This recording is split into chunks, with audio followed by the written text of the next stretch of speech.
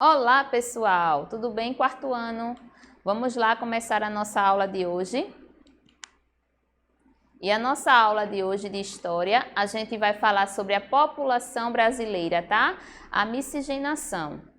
O objetivo da aprendizagem de hoje é compreender as matrizes étnico-culturais da formação do Brasil.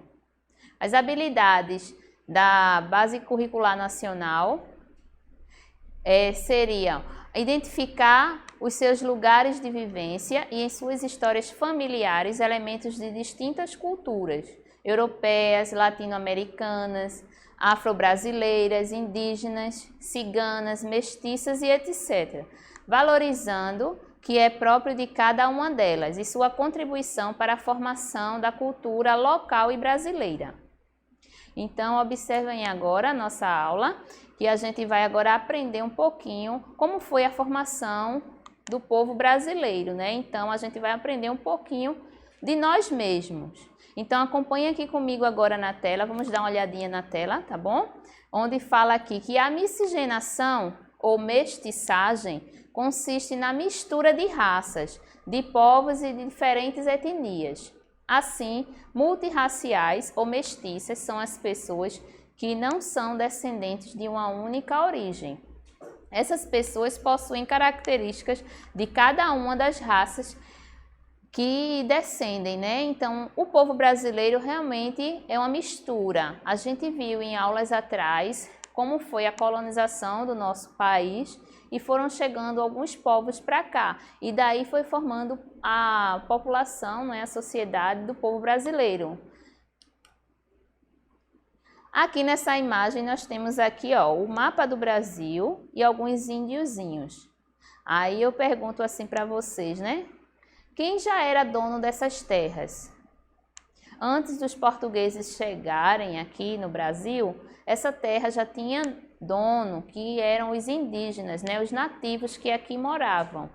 Eles já estavam aqui bem antes desses portugueses desembarcarem. A população brasileira é bastante miscigenada. São inúmeras as raças que favorecem a formação do povo brasileiro. Os principais grupos foram os povos indígenas, africanos, imigrantes, europeus e asiáticos.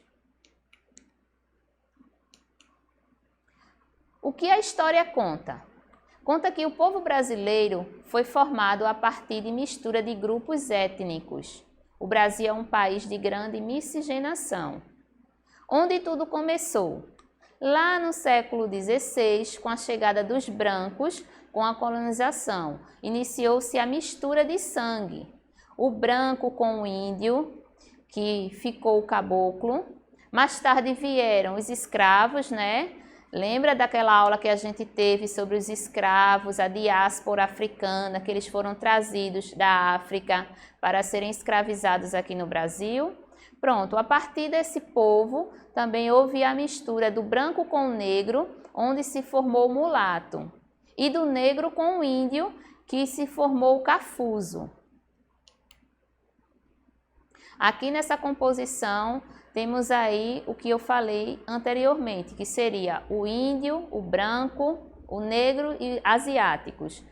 Juntando todos esses grupos e se misturando, formaram o povo brasileiro, que seriam os mestiços, tá? Onde temos o mulato, que é a mistura do branco com o negro. Temos o caboclo, que também é chamado de caiçara, de mameluco, de caipira, capial, que é a mistura do branco com o índio. Temos o cafuzo, que é o índio com o negro, e o Aionoko, branco mas japonês, é a mistura desse povo. Com o passar do tempo, vieram outros imigrantes, vindo das mais variadas regiões da terra. Os italianos, alemães, espanhóis, japoneses, libaneses, chineses e entre outros. Essa miscigenação pode ser observada no rosto, no corpo, nos hábitos, nas crenças e nos valores de cada brasileiro, pois não somos um povo idêntico, características semelhantes. Nós não somos. Somos resultado da miscigenação, ou seja, somos uma população mestiça. Agora a gente tem aqui um pouquinho sobre os povos indígenas, tá? Antes do descobrimento do Brasil, o território era habitado por povos nativos, que nesse caso são os índios, tá?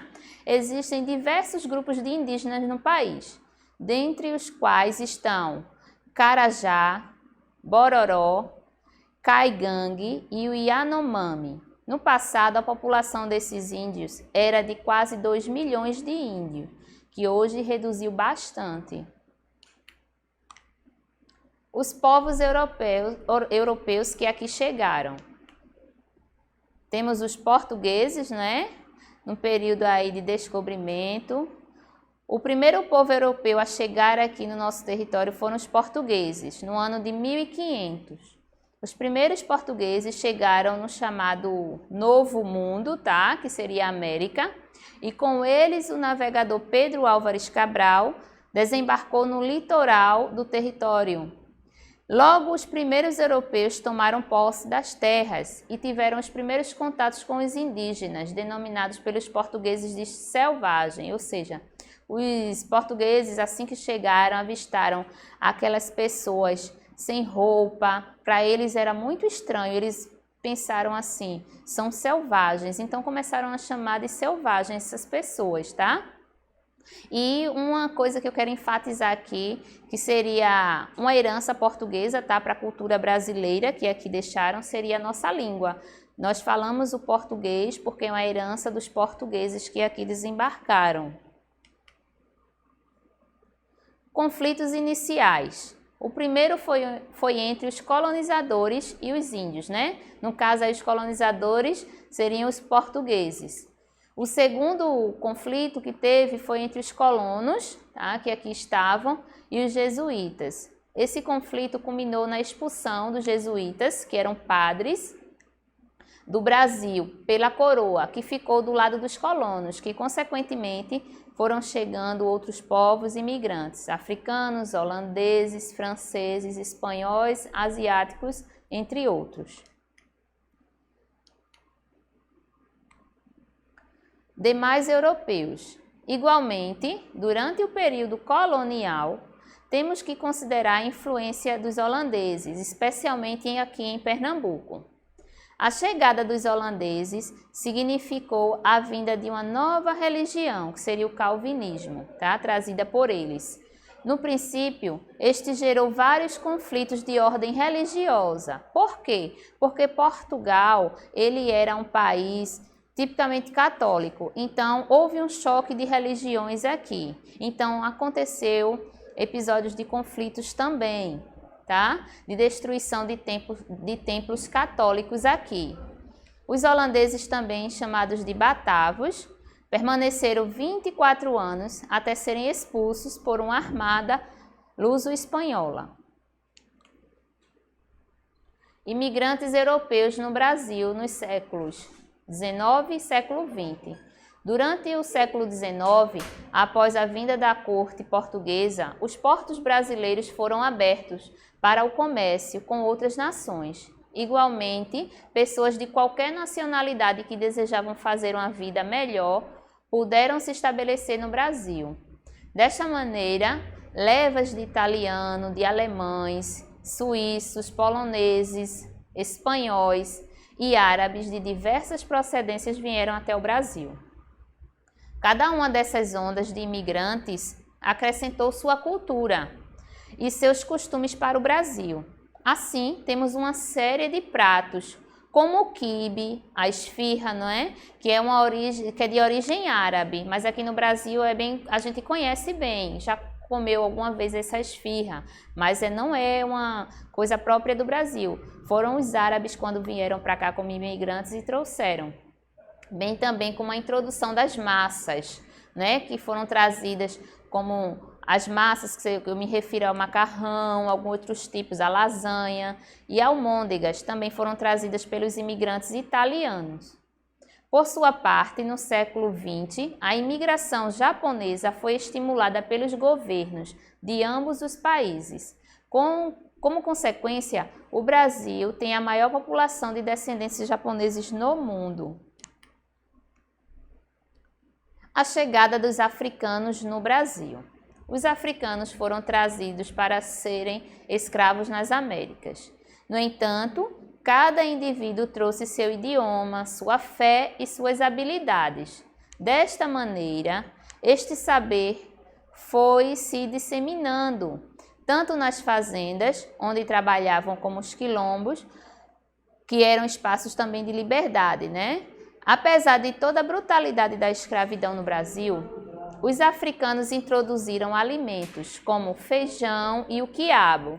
Na música também teve a sua influência, tá?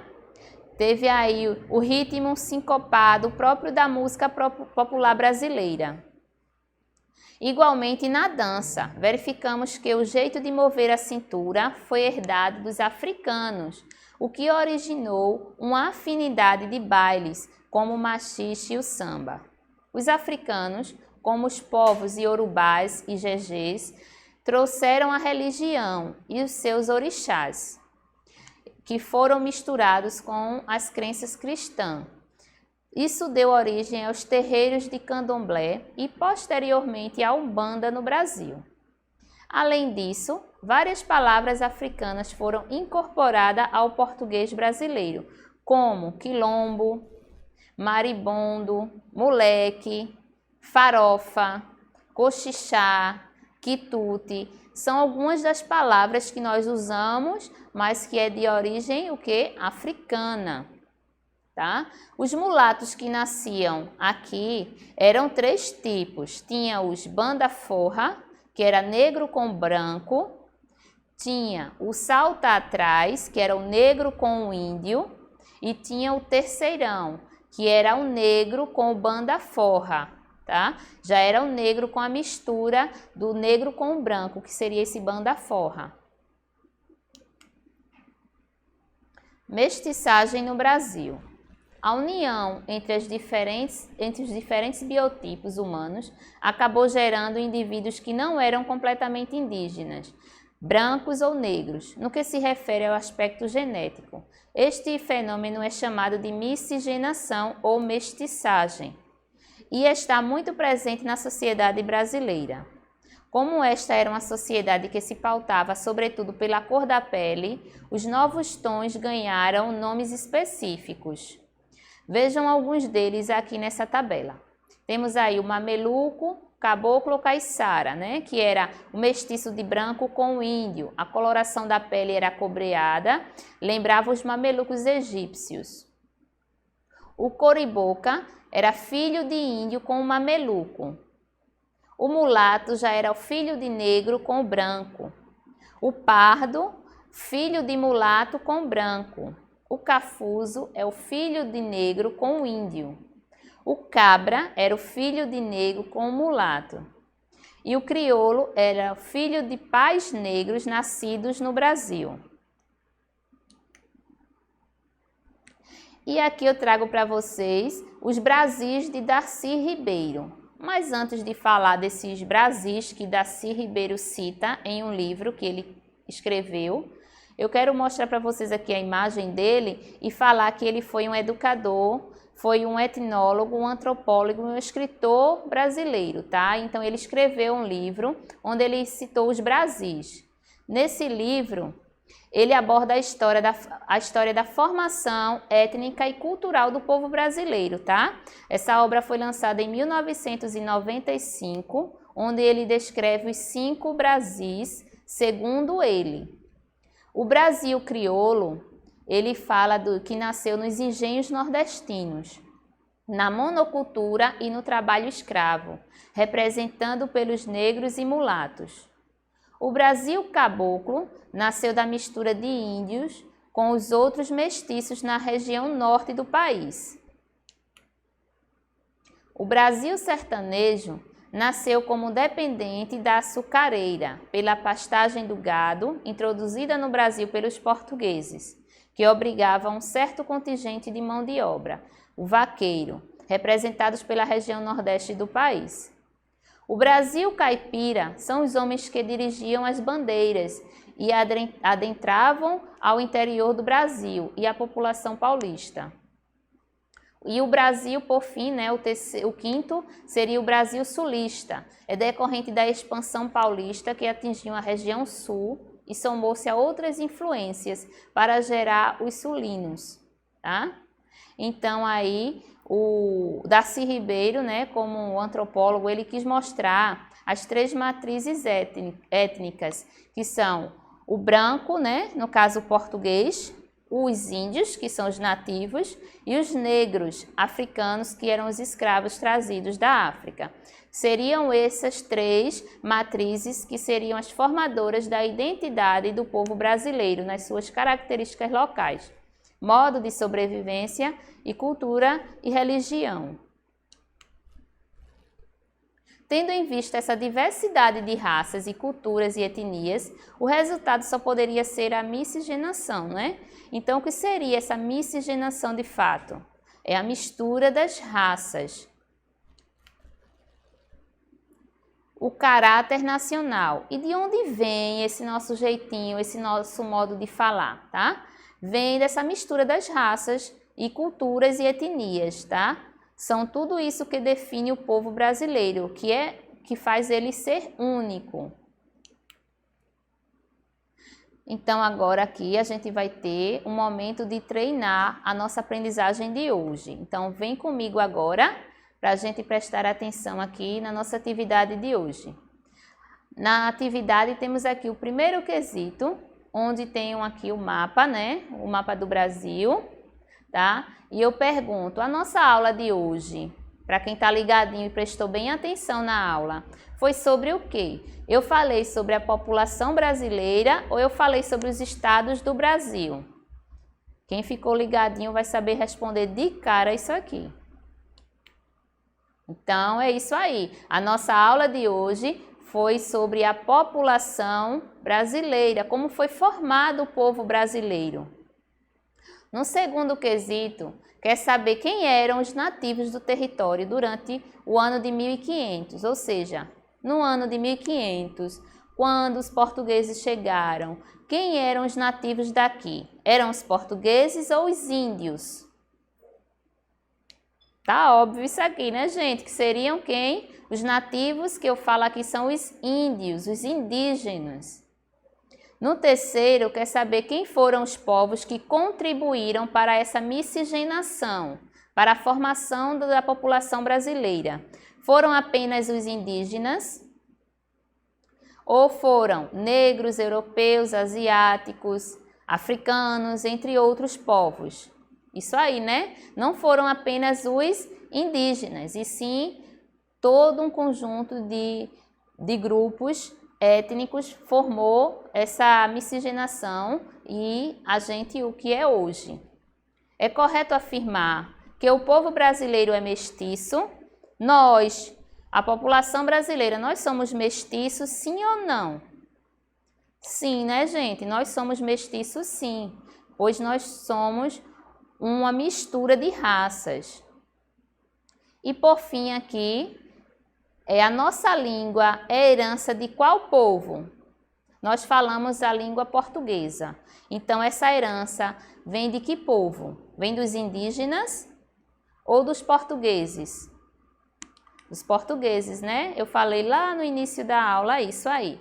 Então, é isso, pessoal. Espero que vocês tenham compreendido esse assunto. É um assunto bem legal, bem interessante, porque trata-se de nós, fala da gente, como foi essa formação, porque um é de uma cor, outro é de outro, e assim vai. Porque a gente é uma mistura, não existem pessoas iguais. Nós somos um grupo de mestiços.